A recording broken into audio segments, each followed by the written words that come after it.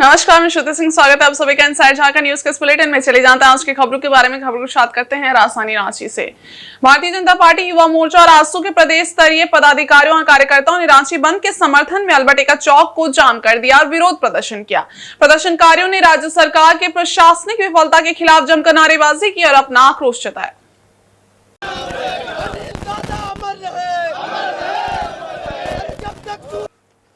सड़कों पर बैठकर किए गए इस विरोध प्रदर्शन के दौरान सैकड़ों कार्यकर्ताओं ने गिरफ्तारी दी।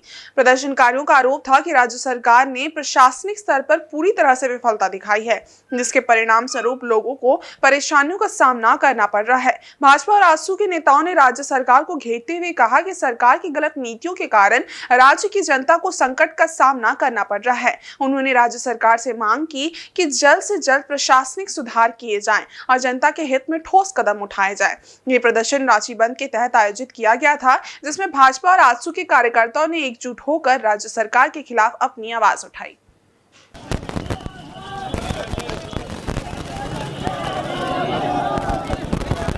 काके चौक पर दिन दहाड़े अगर गोली चल जा रही है तो राजधानी रांची में लॉ एंड ऑर्डर का सिचुएशन खराब है और इस लूप होल जो है इस लॉ एंड ऑर्डर की पुलिसिया सिस्टम में इसको दुरुस्त करने के लिए, अपराध मुक्त राजधानी बनाने के लिए आज राजधानी रांची की सड़कों पर हम सब उतरे हैं और उतरकर सरकार का विरोध कर रहे हैं कि किस प्रकार से सरकार को आईना दिखाने का काम कर रहे हैं कि आप अपने लॉ एंड ऑर्डर को सुरक्षित कीजिए, दुरुस्त कीजिए, ताकि आने वाले समय में किसी राजनीतिक सामाजिक कार्यकर्ता की हत्या ना हो सके।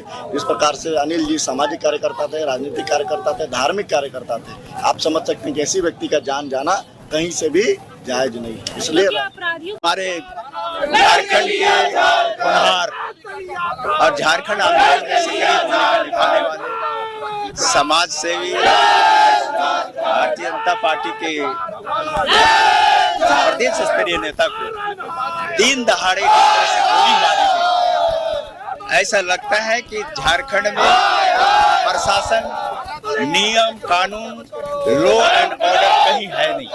पूरी तरह से प्रशासन अपराधियों के कब्जे में प्रशासन आ गया है।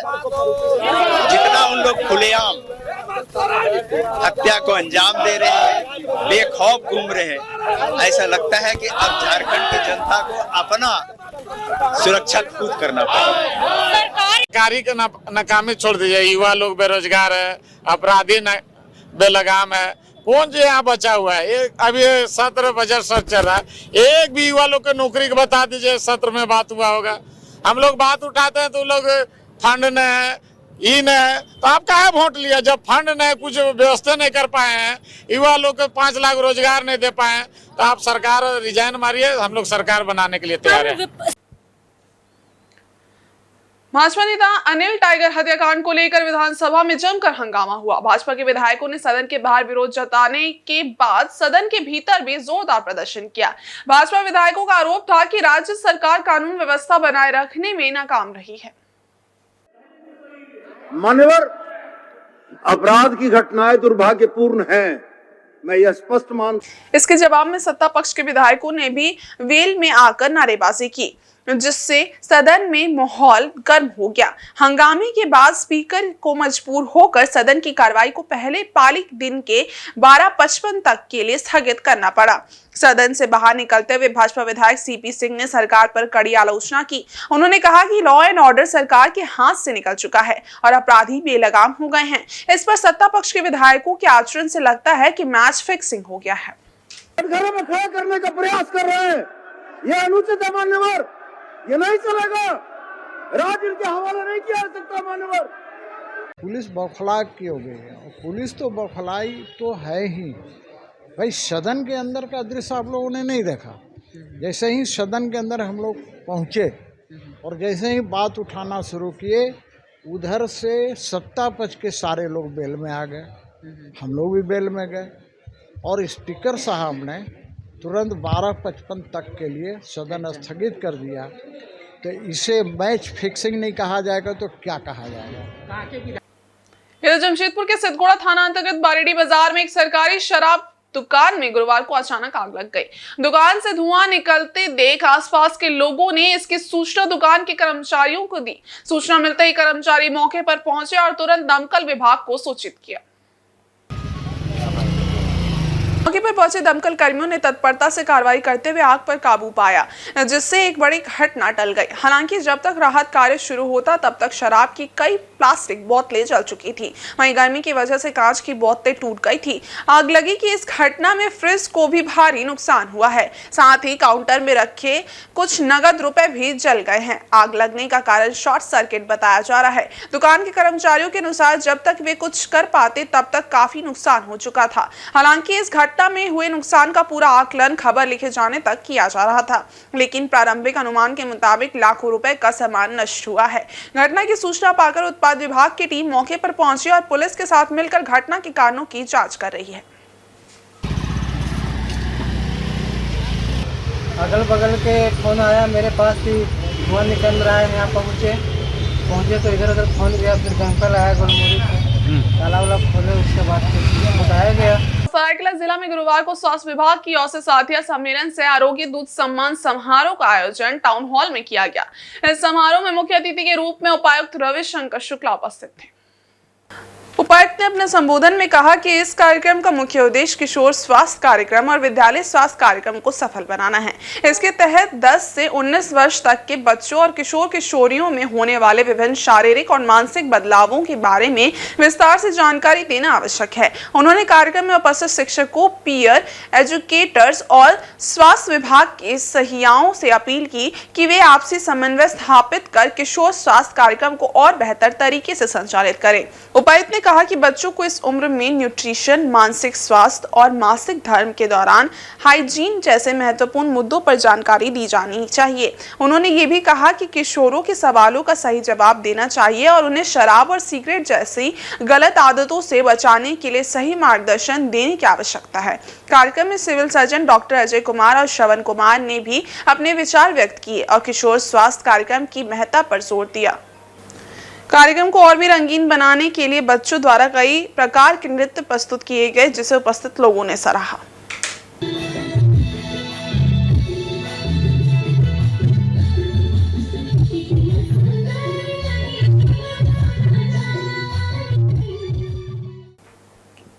और सरायकेला जिला के कांड्रा स्थित 5 गांवों के सैकड़ों ग्रामीणों ने गुरुवार को आधुनिक power and natural resources company के गेट के समक्ष धरना प्रदर्शन किया। उनका आरोप था कि कंपनी प्रबंधन ने 15 साल पहले किए गए वादों को पूरा नहीं किया, जिसके तहत उन्हें मुआवजा और स्थायी नौकरी देने की बात कही गई थी।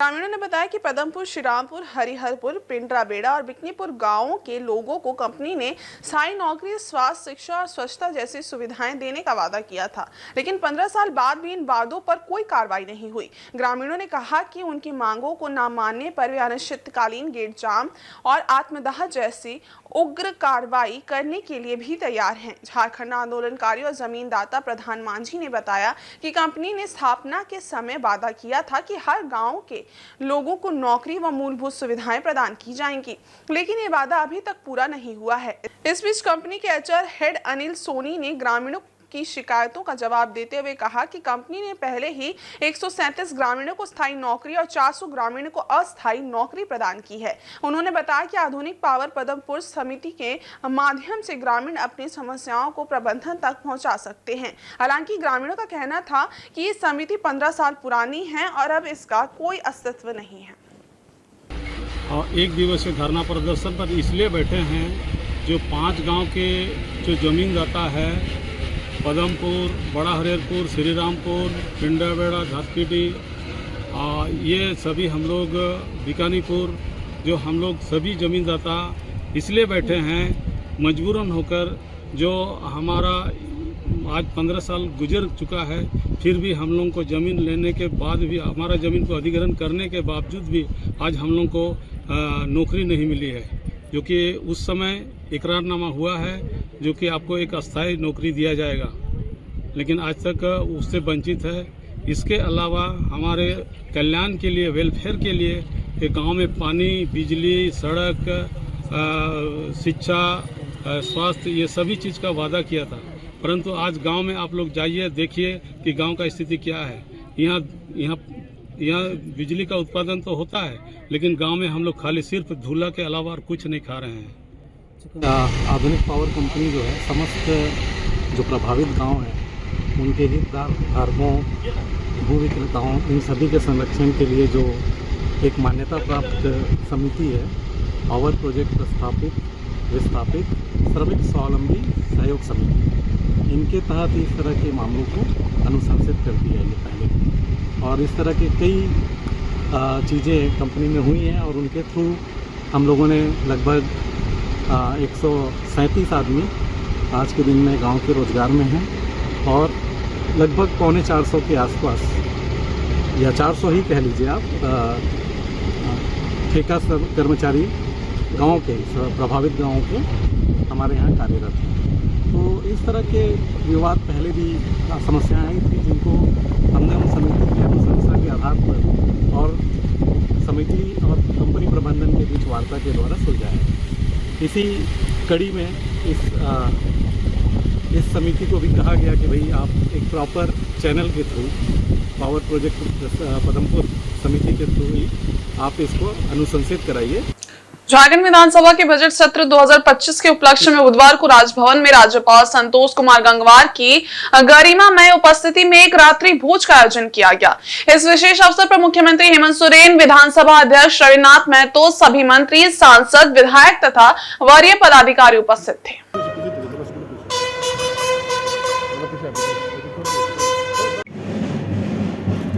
रात्रि भोज में राज्य के विकास बजट सत्र की प्राथमिकताओं और आगामी योजनाओं पर चर्चा की गई। इस आयोजन में राज्य के विधायकों और मंत्रियों के बीच बेहतर समन्वय की भावना को और प्रकट करने की उम्मीद जताई गई। राज्यपाल संतोष कुमार गंगवार ने कार्यक्रम को संबोधित करते हुए विधायकों और मंत्रियों के योगदान की सराहना की और आगामी सत्र में राज्य के विकास के लिए सार्थक और प्रभावी निर्णय लेने की शुभकामनाएं दी।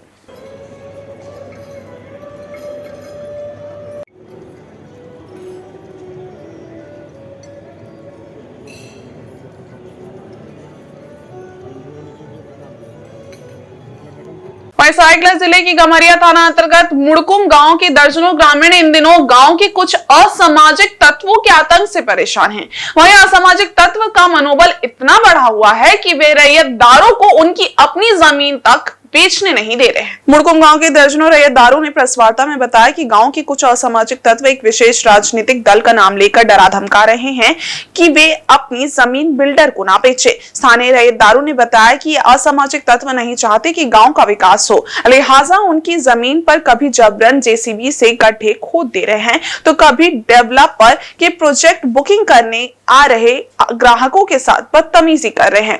रैयतदारों ने जिला प्रशासन के समक्ष गुहार लगाते हुए मांग की है कि असामाजिक तत्वों पर लगाम लगाएं ताकि वे अपनी जमीन बेचकर क्षेत्र का विकास कर सके। शिव साई कंस्ट्रक्शन के प्रोपराइटर ललित कुमार झा ने वार्ता में बताया कि उनसे राजेश महतो एवं अमित महतो नामक व्यक्ति ने 10 लाख रुपए की रंगदारी मांग रहे हैं, जिसकी लिखित शिकायत उन्होंने गम्हरिया थाना में की है। ललित झा ने बताया कि इनके षड्यंत्र और गुंडागर्दी के चलते 20 से 25 बुकिंग कैंसिल हो गई है।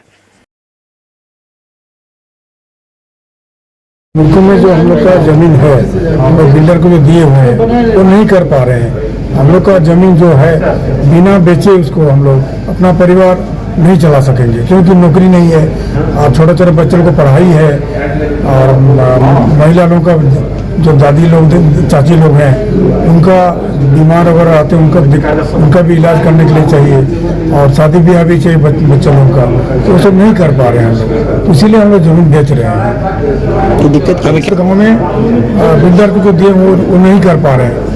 उसको परेशानी हो रही है, गाँव वाला प्रॉब्लम यह है कि हम 1 साल से मुड़कुम बस्ती में जमीन का काम कर रहे, जमीन वालों के साथ मिलके वहाँ पे जबरदस्ती का आके रास्ता काट देना, ये करना कि ये सरकारी जमीन पे काम हो रहा, कस्टमर को भड़का देना कि डैम में डूबा हुआ जमीन है, जबकि मोटेशन भी हो रहा, सब कुछ हो रहा, कहीं कोई दिक्कत नहीं है जमीन में। और बार बार बदनाम करना, कोई स्टाफ हमारा जा रहा तो उसको धमकी देना कि यहाँ से काम मत करो, भागो। तो उसी बस्ती का 7 को देख रेख के लड़का को रखे हुए थे, उसके बावजूद इतना चोरी हो रहा सामान वहाँ बोलने से कि हम लोग नहीं देख रहे, चले गए थे खाना खाने यहाँ हुआ, मैंने कंप्लीट परेशान वहाँ पे, तब जाके हमको केस करना पड़ा। उस दिन सुबह सुबह हम गए साइट पे गए, देखे कि जेसीबी चल रहा, बोले किसके परमिशन से भाई बेनिफिशियरी चल रहा है, तो नहीं ये सरकारी जमीन है। सरकारी जमीन है। फिर हम थाना को भागे फिर फोन किया, फिर थाना आया, तब फिर जयराम पार्टी का कुछ आदमी को बुला लिया, जब फिर उसके बाद ये लोग काम उनको बंद करवा दिया। फिर थाना में हम लिख के उसके बाद दिए कि जो था वो हम थाना में लिख के परसों वहाँ पे गौड़िया थाना में लिख के दिए। भारतीय जनता पार्टी के नेता अनिल महतो की हत्या और झारखंड में बिगड़ती कानून व्यवस्था के खिलाफ बुलाए गए रांची बंद का असर बुधवार को देखने को मिला। जगह जगह बंद समर्थकों ने सड़क पर उतरकर विरोध किया और टायर जलाकर मार्ग को अवरुद्ध कर दिया। इस बंद को विभिन्न राजनीतिक संगठनों का भी समर्थन मिला।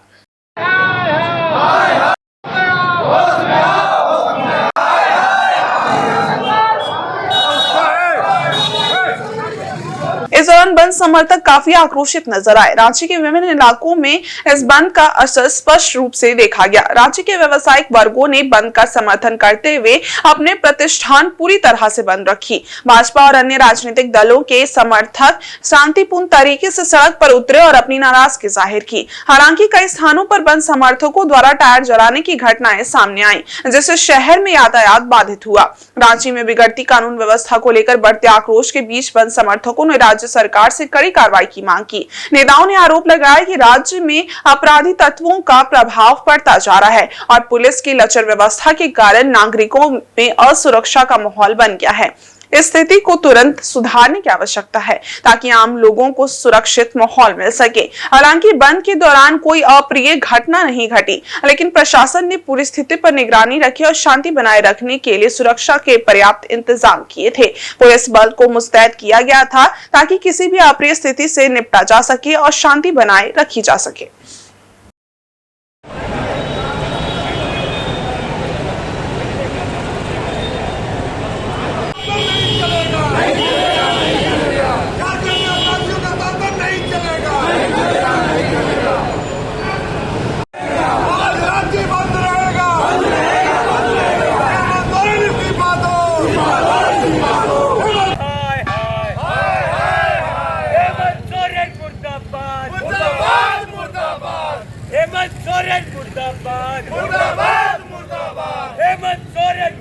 सरायकेला प्रखंड विकास पदाधिकारी यशमिता सिंह ने प्रखंड कार्यालय को सील किए जाने की खबर को पूरी तरह से भ्रामक और झूठा बताया है। उन्होंने सोमवार को अपने कार्यालय में आयोजित एक प्रेस वार्ता में मीडिया द्वारा प्रसारित किए गए इस समाचार को गलत और तथ्यहीन करार दिया।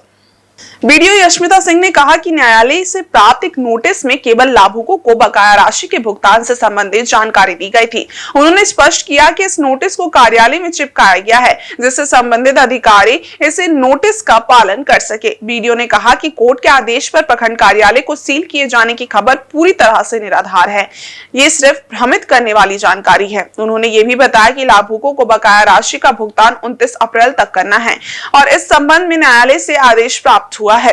उन्होंने ये भी सुनिश्चित किया कि न्यायालय के आदेश का हर हाल में पालन किया जाएगा और इसका कोई उल्लंघन नहीं होगा। प्रखंड कार्यालय को लेकर फैल रही अफवाहों पर उन्होंने मीडिया से अपील की कि वे सटीक जानकारी के साथ खबरें प्रकाशित करें और किसी भी प्रकार के भ्रम की स्थिति से बचें।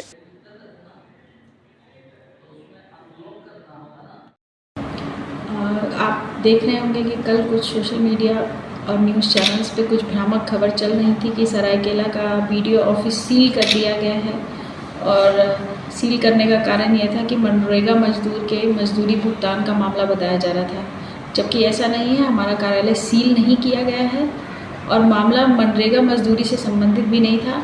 मामला संपूर्ण ग्रामीण रोजगार योजना से संबंधित था। 2005-6 का मामला है। इसमें कोर्ट ने लाभुक को भुगतान करने का आदेश दिया है और हम लोग इस पे वर्कआउट कर रहे हैं। 29 तारीख तक लाभुक को भुगतान किए जाने का निर्देश है और 29 तारीख तक हम लोग कोशिश करेंगे कि लाभुक को हम लोग किसी भी वैकल्पिक व्यवस्था के तहत उनका भुगतान करें। और ये एक बस वारंट ऑफ अटैचमेंट था जो हमारे ऑफिस में चस्पा किया गया था, ऑफिस सील नहीं किया गया था।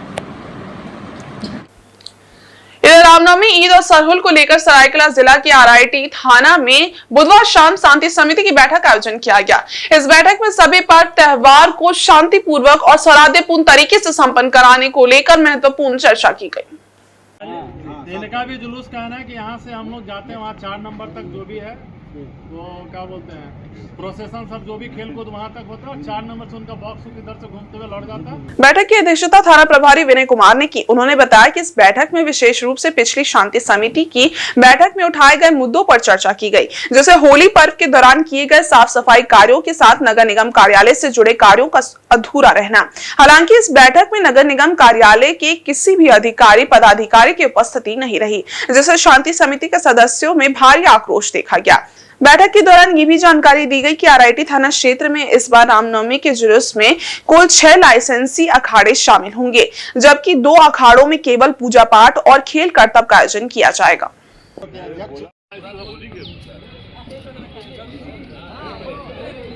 अरे कहाँ से आ गए हो? ठीक है।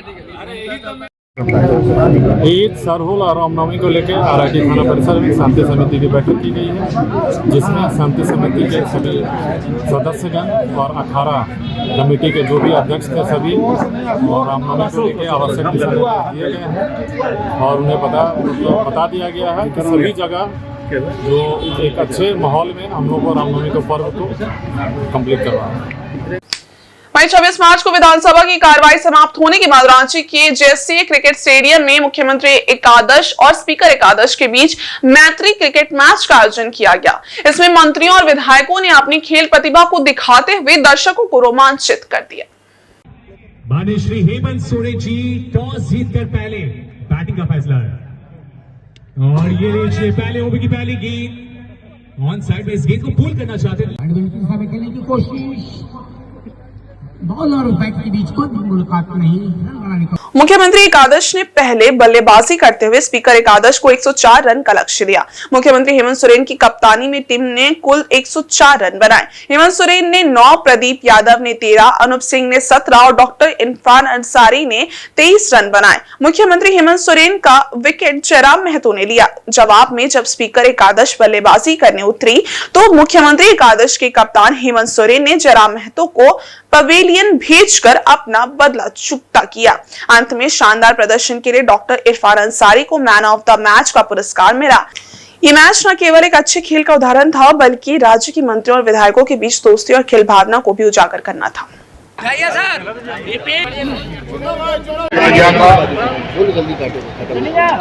मैं इस मैत्री प्रतियोगिता में आए हुए सभी दर्शकों का भी और विधायकगणों का भी, पदाधिकारियों का मैं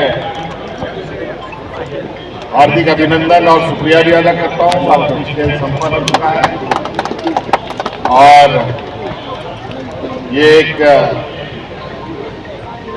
परिपाटी चली आई है और उस परिपाटी को पुनः हम लोगों ने आगे बढ़ाने का काम किया और इस खेल के लिए सभी को मेरी ओर से बहुत बहुत शुभकामनाएं।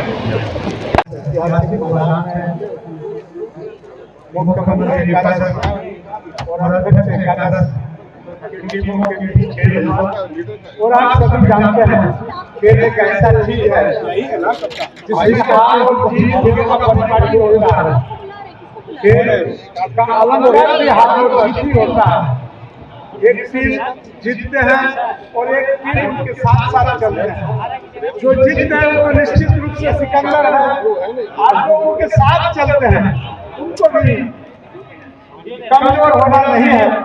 इस खेल में, खेल कौशल में जो कमी रह गया उस कमी का अध्ययन करना है और आने वाला जब मौका मिलेगा तो निश्चित रूप से इस कमी को दूर करते हुए सामना करने की जरूरत पड़ेगा।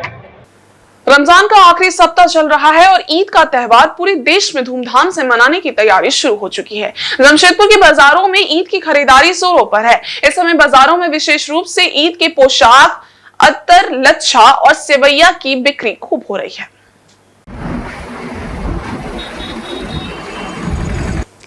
ईद के मौके पर नए कपड़े पहनना एक अहम परंपरा है और इस मौके पर लोग नए पोशाक में नमाज अदा करते हैं और परिवार के साथ खुशियां मनाते हैं। इसी के मद्देनजर बाजार में विभिन्न डिजाइन और रंग बिरंगे पोशाकों की बिक्री हो रही है, जिन्हें खास तौर पर ईद के लिए तैयार किया गया है। साक्षी मस्जिद के पास एक विशेष लच्छा बाजार भी सज चुका है, जहां लखनऊ और राजस्थान से आए हुए स्पेशल लच्छा की बिक्री हो रही है। ये लच्छे काफी स्वादिष्ट होते हैं और ईद के अवसर पर घरों में लजीज पकवानों के साथ बनते हैं। सेवैया और लच्छा के बिना ईद की मिठास अधूरी सी लगती है। जैसे जैसे ईद का त्योहार नजदीक आएगा, बाजारों में खरीदारी और बिक्री में भी तेजी आएगी। लोग इस खास मौके पर अपनों के साथ खुशियां साझा करने के लिए तैयार हैं और बाजार में रौनक बढ़ती जा रही है।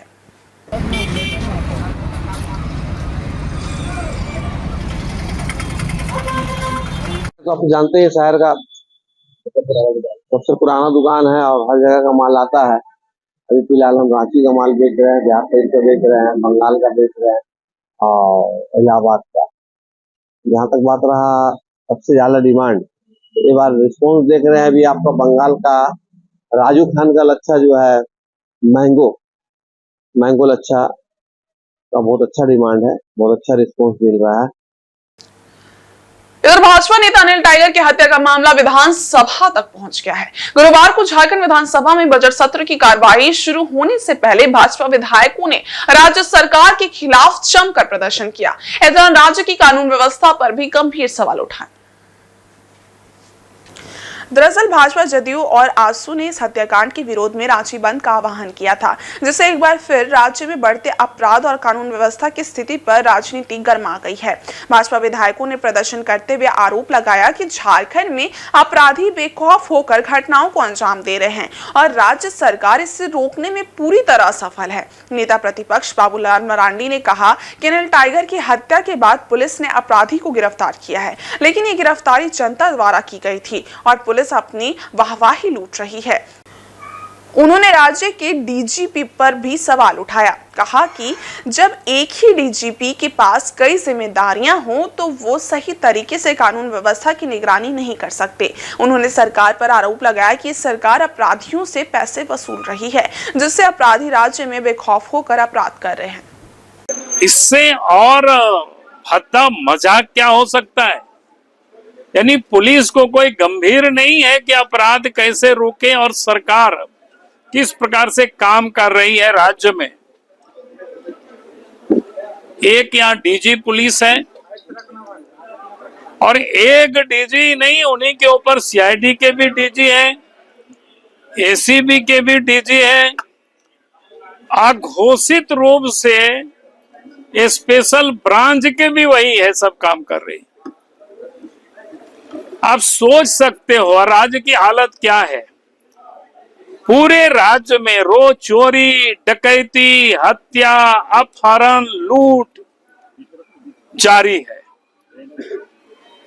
जब एक पुलिस पदाधिकारी के पास इतने सारे काम होंगे तो कभी भी वो न्याय नहीं कर सकता है, कभी भी वो अपराधियों को ठीक से वो देख नहीं सकता है।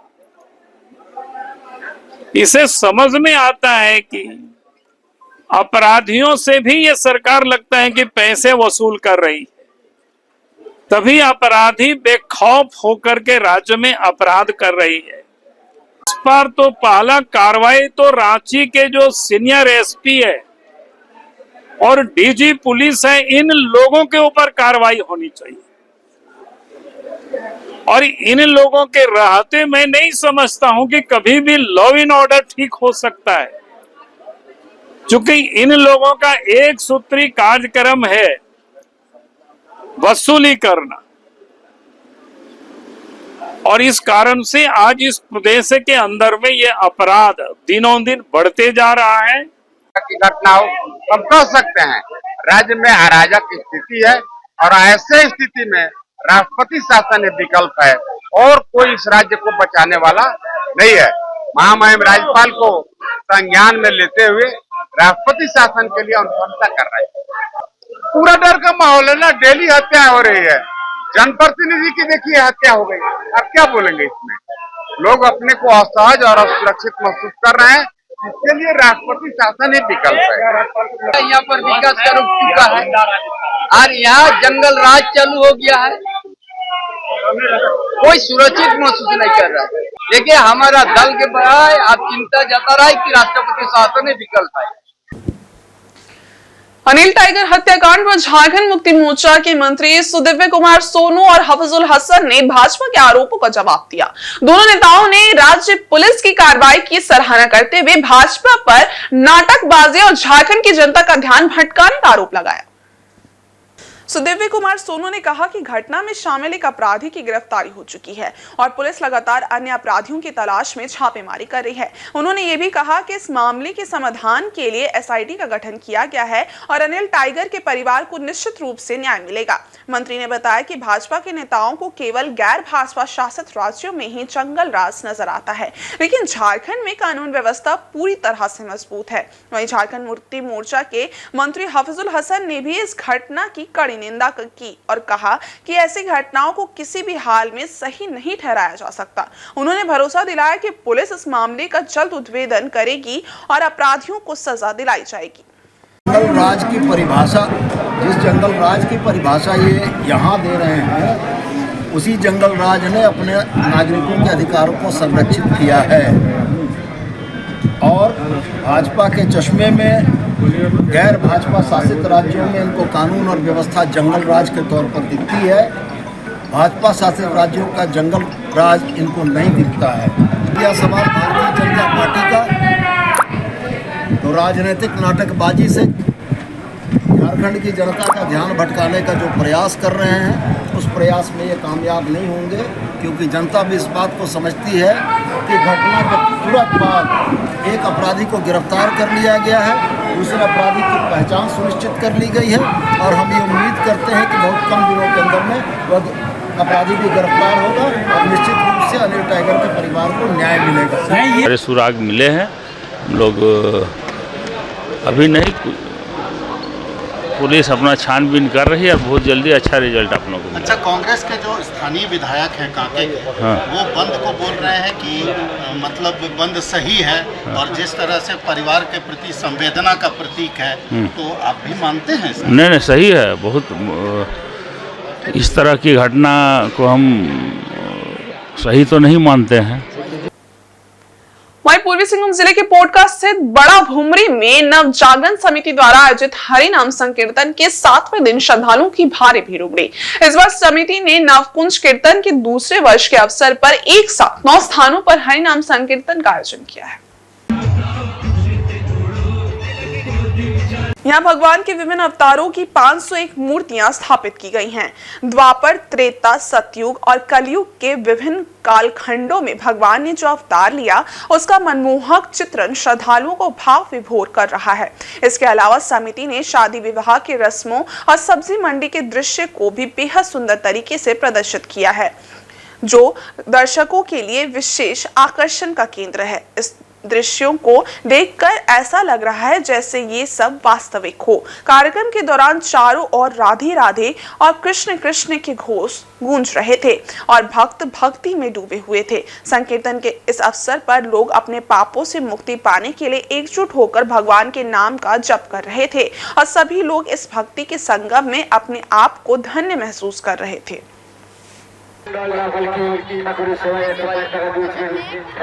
कोटका प्रखंड के अंतर्गत बड़ा भुमरी गांव में विगत साल के भांति इस साल भी नवकुंज रासलीला और देव सभा का आयोजन किया गया है। इस कार्यक्रम में बहुत दूर दूर से जो भक्त लोग हैं यहाँ पहुँच रहे हैं।